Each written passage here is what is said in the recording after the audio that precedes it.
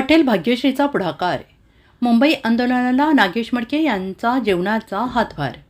मराठा आरक्षणासाठी मुंबईतील आझाद मैदानावर सुरू असलेल्या आंदोलनाला राज्यभरातून मदतीचा ओघ सुरू आहे.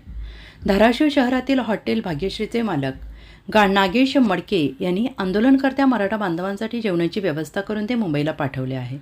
नागेश मडके यांनी म्हटलं आहे की मराठा समाज आपल्या हक्कासाठी लढतो आहे. अशावेळी आपण जेवणाचा हातभार लावणे हीच खरी समाजसेवा. त्यांच्या या उपक्रमाचे समाजातून मोठ्या प्रमाणात कौतुक होत आहे.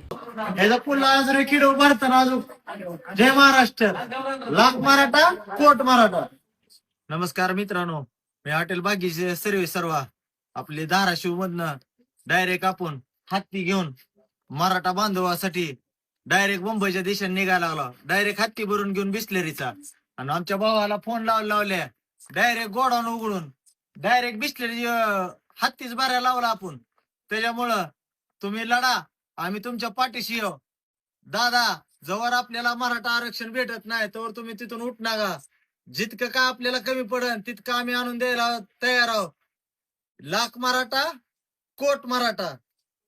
जय महाराष्ट्र.